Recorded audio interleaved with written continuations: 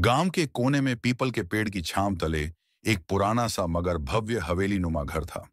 इस घर में रहता था रामस्वरूप, जो गांव का सबसे अमीर किसान माना जाता था। उसके पास सैकड़ों बीघा जमीन थी। दर्जनों मजदूर उसके खेतों में काम करते थे और उसकी फसल हर साल सबसे अधिक बिकती थी। ट्रैक्टर, थ्रेशर और हर आधुनिक सुविधा उसके पास थी। लेकिन फिर भी रामस्वरूप के चेहरे पर मुस्कान कम ही नजर आती थी। उसकी आंखों में एक अजीब सी उदासी थी, जैसे कोई खो गया हो। रामस्वरूप के तीन बेटे थे, राजेश, सुरेश और महेश। सभी ने शहर की पढ़ाई पूरी की और वहीं नौकरी पकड़ ली। शुरू में तो सब गांव आया करते थे, पर धीरे धीरे उनका आना कम होता गया। अब तो साल में बस एक या दो बार ही आते, और तब भी मोबाइल में व्यस्त रहते। उन्हें न तो खेतों से लगाव था, न गांव की उस मिट्टी से जिसमें उनका बचपन बीता था। रामस्वरूप हर सुबह खेतों पर जाता, मजदूरों से बात करता, फसल की देखभाल करता, पर भीतर ही भीतर अकेलापन उसे काटता रहता। घर का आंगन जहां कभी बच्चों की हंसी गूंजती थी, अब वीरान पड़ा रहता। दीवारों पर अब भी बच्चों की बचपन की तस्वीरें टंगी थीं, जिन्हें वो रोज देखता और घंटों तक सोच में डूबा रहता। एक दिन वो अपनी पुरानी संदूक से बच्चों की चिट्ठियां और ड्राइंग निकाल कर बैठ गया। हर चिट्ठी में बच्चे अपने बाबा को याद करते, उन्हें चुटकुले सुनाते और लिखते थे, जब हम बड़े होंगे आपके साथ हर रोज खेतों में काम करेंगे। रामस्वरूप की आंखें नम हो गईं। ये वो बच्चे थे जिनकी हंसी से उसका घर गूंजता था। अब वही बच्चे बड़े होकर शहर के चमकते फ्लैट्स में बस गए थे और गांव की उस मिट्टी को भूल चुके थे।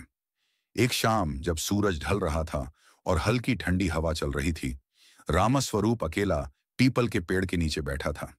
वहीं बैठा बैठा उसने आसमान की ओर देखा और बुदबुदाया, पैसे तो बहुत कमा लिए, जमीनें भी खूब हो गईं, पर जिनके लिए ये सब जोड़ा, वो ही अब पास नहीं है।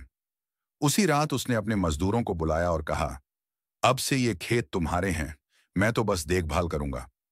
सब चकित रह गए। एक मजदूर ने पूछा, बाबूजी, इतने सालों की मेहनत यूं ही छोड़ देंगे? रामस्वरूप मुस्कुराया और बोला, जिनके लिए जोड़ा था वो अब इन खेतों की परवाह नहीं करते। तुम ही सब तो अब मेरा परिवार हो। कुछ दिन बाद रामस्वरूप ने एक खत लिखा, तीनों बेटों को। लिखा, बेटा, मैं जानता हूं तुम सब अपने अपने जीवन में व्यस्त हो, लेकिन एक दिन अगर फुर्सत मिले तो आकर उस खेत को जरूर देखना जहां तुमने पहली बार मिट्टी में खेला था। वो कुआं जहां से तुम्हारी माँ तुम्हारे लिए पानी भरती थी, अब भी वहीं है। मैं बूढ़ा हो चला हूं, पर हर दिन उस आंगन की तरफ देखता हूं जहां कभी तुम्हारी किलकारियां गूंजती थीं।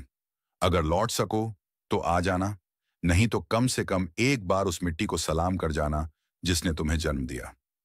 तुम्हारा बाबा। कुछ हफ्ते बाद गांव में एक गाड़ी आई। तीनों बेटे उसमें से उतरे, आंखों में पछतावे के आंसू लिए। घर की चौखट पर खड़े हुए तो देखा, रामस्वरूप चारपाई पर लेटा है, आंखें बंद, चेहरे पर शांति की मुस्कान। राजेश ने धीरे से उसके माथे पर हाथ रखा और कहा, बाबा, हम आ गए, माफ कर देना। गांव के लोग कहते हैं, उस दिन के बाद से रामस्वरूप का घर फिर से हंसने लगा। बेटे गांव में कुछ दिन रुके, खेतों की देखभाल की, मिट्टी को हाथ लगाया। वो एहसास फिर लौटा जो उन्होंने कभी बचपन में महसूस किया था। कहते हैं, पैसा बहुत कुछ देता है, पर अपनों की यादें, उनका साथ और गांव की मिट्टी की खुशबू, इनका कोई मोल नहीं।